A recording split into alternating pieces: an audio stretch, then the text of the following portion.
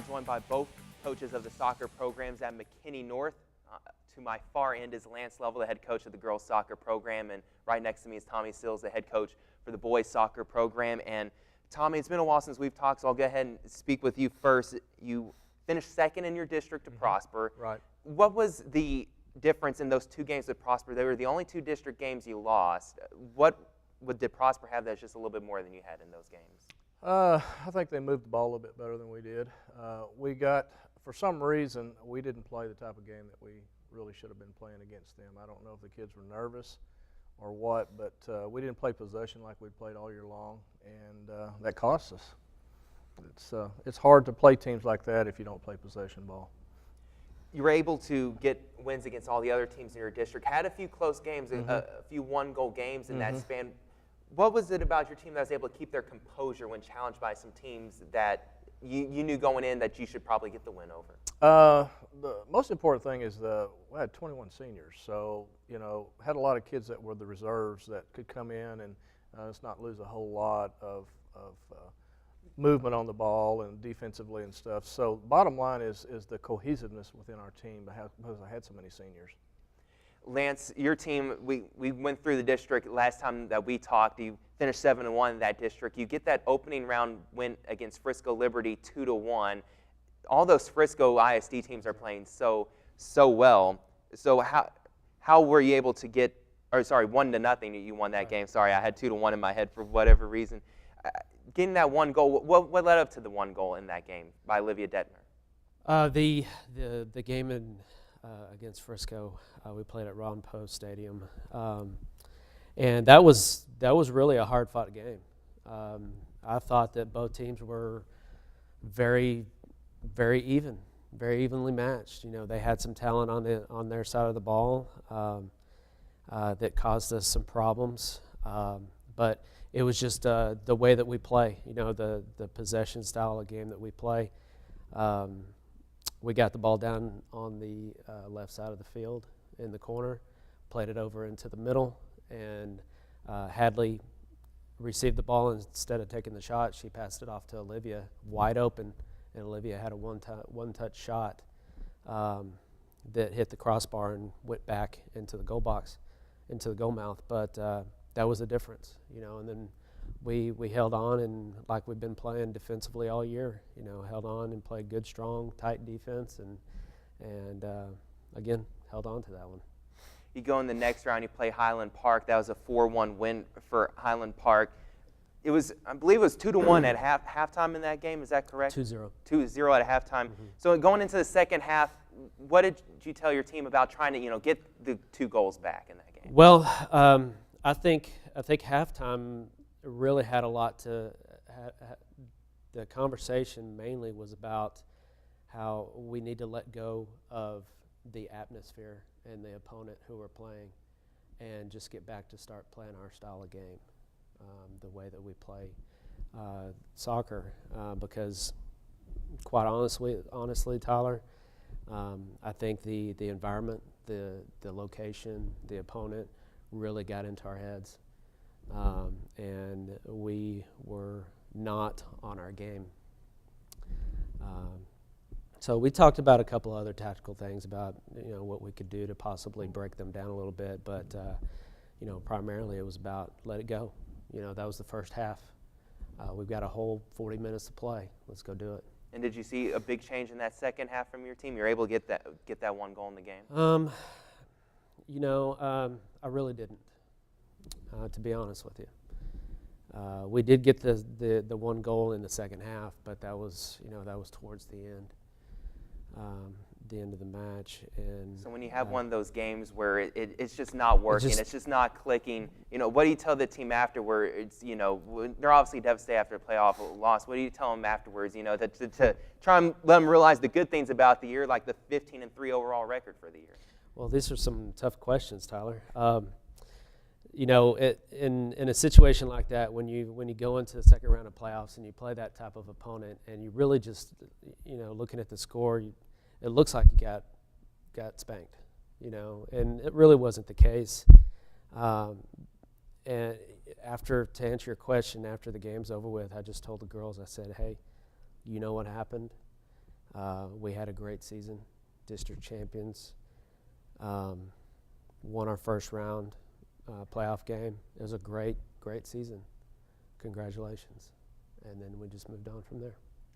Tommy, your team in the playoffs, you weren't able to get that first round win over Heritage. You played another one of those Frisco teams, and 6-2 was the result in that game. Now, it was 3-2 at halftime in your game. What'd you like about the way that your guys were playing in the first half to keep that game close? Well, they came out and scored on us pretty quick, and we bounced right back. We had a corner kick, and one of my sophomores that I brought up, Sam Ashoon, he headed it in right off the bat, and then boom, now it's 1-1. Then they go down and score again about 5 or 6 minutes later. Then we come right back and score on them again. Kyle Biggio puts one in the back of the net. And then they end up scoring on us right before half, which I felt we matched up very well with them. Second half, I don't know how you say this, but bottom line, one of their really good forwards basically tackled my defensive player. Got him around the neck, pulled him down, ball goes through, he outruns the kid and scores. Now it's 4-2. And from that point right there, it was kind of a struggle. It kind of changed our whole complexity of the game. The kids now we're down 2, and we're trying to catch up. And I tried to tell them, just be patient. And what happens, they end up scoring another goal on us. So I put my subs in at the end of the game. Of course, they scored another goal, but it was not a 6-2 game. They were a good team. I give them credit, but they weren't that much better than us. It was like Lance said, it was not a game that it looked like they spanked us.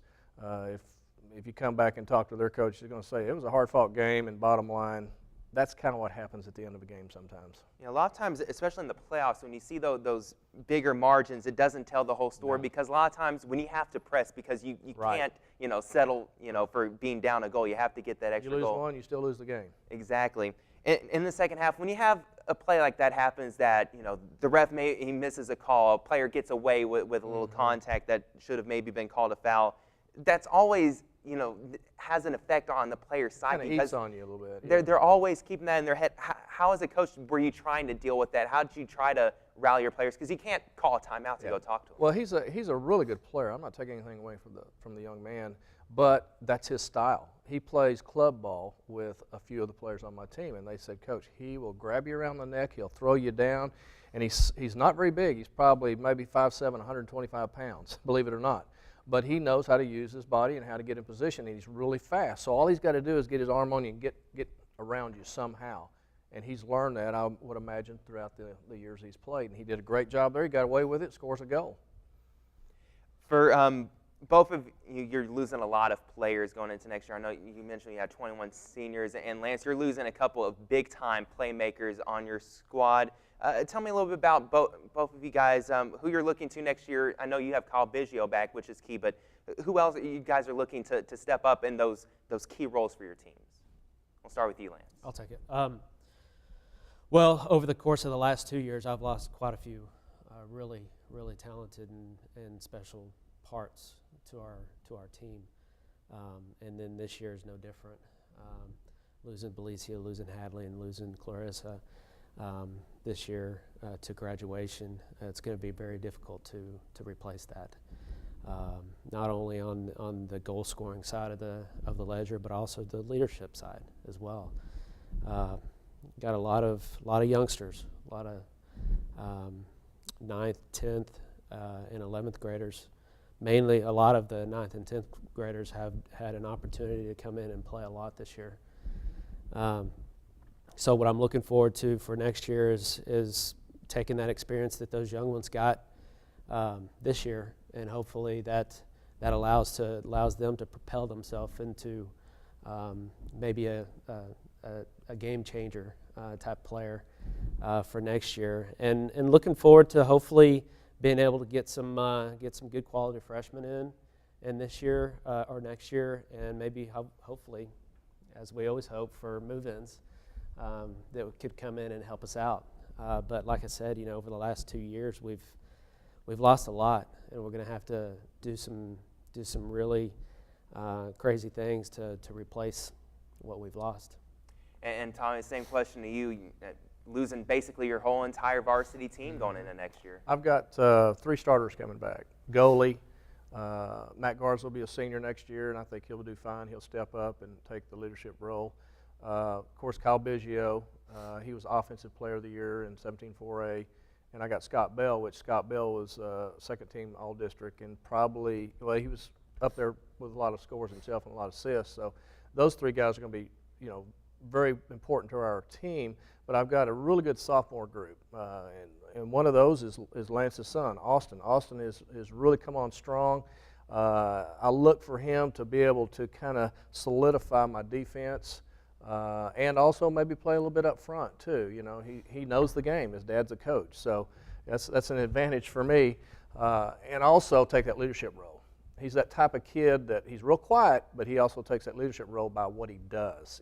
He practices the idea of hard work, and he wants other people to follow what he does. He doesn't have to say a whole lot. Just watch what I do, and I really appreciate that. And a lot of the sophomores that I have are like that.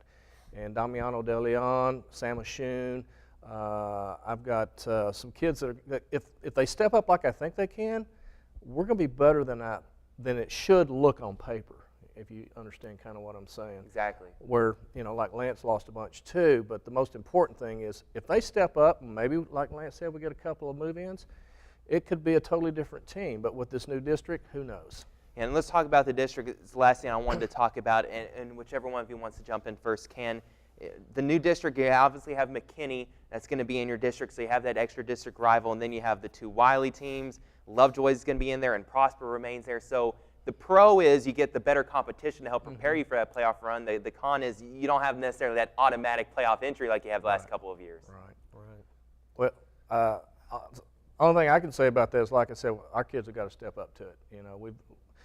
The districts we've been in have been tough for us to play in that type of district and move into the playoffs. But we normally play the Frisco schools in our preseason, so I like playing the hard teams, and it usually works for us. But the thing is now we're only going to be able to have probably one, maybe two at the most games preseason, and then a couple of tournament games, and then we're right into district. And Lance, how much is that going to factor in? With not having those warm-up games like you have normally to prepare you for that district onslaught that's going to be. Well, it's going to be huge because it really takes us the better part of that first month of January to really get ready for district to start.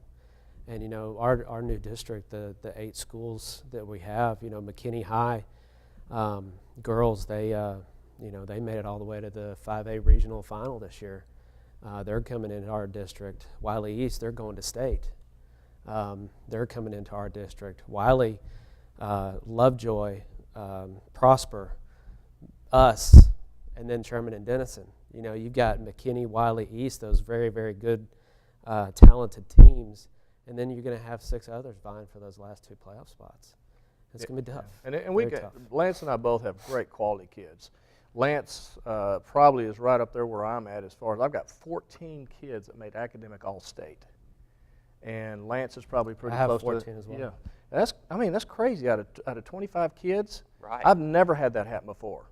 And then of course you add your all-district kids, academic all-district kids. Lance filled up the awards on his kids with the superlatives, and I had 3, and I think Lance had 3 or 4 himself. Plus he was coach of the year, and with those type of kids, you can work with them and you can make some things happen. They're hard workers, they get after it, and they take care of what needs to be done in the classroom. Guys, thank you both so much for joining me today.